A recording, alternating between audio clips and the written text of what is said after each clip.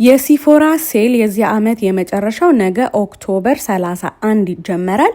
እስከ ኖቬምበር 10 ድረስ ነው የሚቆየው፣ ለሚቀጥሉት 11 ቀናት ማለት ነው። በፈለጋችሁበት ቀን ሄዳችሁ ብትገዙ ግን ገንዘብ ታተርፋላችሁ፣ ዲስካውንት ታገኛላችሁ ማለት አይደለም። እንዴት እንደምትጠቀሙ በዝርዝር እነግራችኋለሁ። ይህንን ቪዲዮ እስከ መጨረሻው ድረስ ተከታተሉኝ። ያለበለዚያ ግን ብራችሁን ሄዳችሁ ትበላላችሁ ወይም ደግሞ ለሪተርን ለማድረግ ትዳረጋላችሁ ማለት ነው። ስለዚህ ይህን ቪዲዮ ለሚጠቅማቸው ሰዎችም ደግሞ ሼር አድርጉላቸው። ምንድነው የሚሆነው? ሩዥ የሚባሉት ሜምበሮች ከነገ ከኦክቶበር 31 እስከ ኖቬምበር 10 ድረስ ለ11 ቀናቶች የ20% ዲስካውንት ከሁሉም ሲፎራ ከሚሸጠው ፕሮዳክት ላይ ያገኛሉ።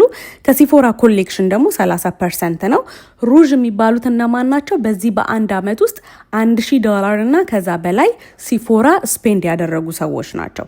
ከዛ በታች ስፔንድ ያደረጋችሁ ሰዎች ብትሄዱም በዋናው ዋጋ ነው የምትገዙ። ስለዚህ መች ነው መሄድ ያለባችሁ? ከኖቬምበር 4 እስከ ኖቬምበር 10 ድረስ መሄድ ትችላላችሁ። ቲራችሁ ቪአይፒ ከሆነ ከሁሉም ሲፎራ ከሚሸጡ እቃዎች ላይ 15% ነው የምታገኙት። እንዲሁም ደግሞ ከሲፎራ ኮሌክሽን ላይ 30% ነው የምታገኙት። ቪአይፒ እነማን ናቸው የምትሉኝ ከሆነ ደግሞ ከ$350 እና ከዛ በላይ ስፔንድ ያደረጉ ሰዎች ናቸው በዚህ አንድ አመት ውስጥ ማለት ነው። እንዲሁም ደግሞ ኖቬምበር 4 ጀምሮ ተመሳሳይ ከቪአይፒ ጋር እስከ ኖቬምበር 10 ድረስ ኖርማል ቢዩቲ ኢንሳይደሮች ምንም ያህል ገንዘብ ስፔንድ ባታረጉም ለመጀመሪያ ጊዜም ከሆነ ሲፎራ የሄዳችሁት 10% ሁሉም እቃ ላይ ታገኛላችሁ። ከሲፎራ ኮሌክሽን ላይ ደግሞ 30% ታገኛላችሁ ማለት ነው። ቢዩቲ ኢንሳይደር የሌላችሁ ሰዎች ደግሞ እዛው ሳይን አፕ ማድረግ ትችላላችሁ። ፍሪ ነው፣ ምንም የምትከፍሉት ነገር የለም። ዘ ኦንሊ የሚጠይቋችሁ ነገር ኢሜይላችሁን፣ ፎን ነምበራችሁን፣ ስማችሁንና የልደት ቀናችሁን ብቻ ነው።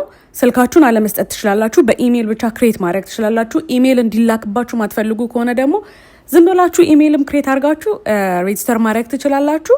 የሚጠቅማችሁ ግን በገዛችሁ ቁጥር በዛ ኢሜይል ወይም ፎን ነምበር የምትጠቀሙ ከሆነ ወደ ቪአይፒ ወደ ሩዥ ታድጋላችሁ። ስለዚህ በሚቀጥለው ሴል ሲመጣ ቅድሚያ የምትጠቀሙትም እናንተ ናችሁ፣ የበለጠ ፐርሰንቴጅ ኦፍ የምታገኙትም እናንተ ናችሁ ማለት ነው።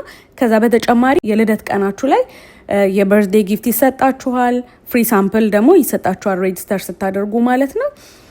በሚቀጥለው ደግሞ ሴል ስለሆነ ብቻ ዝም ብላችሁ ከምትገዙ ምን ወርዝ ያደርጋል ምን ወርዝ አያደርግም የሚለውን ደግሞ እዛ እንደሚሰራ ሰው እምነግራችሁ ይሆናል። ፎሎ በማድረግ ተከታተሉኝ። አመሰግናለሁ። ባይ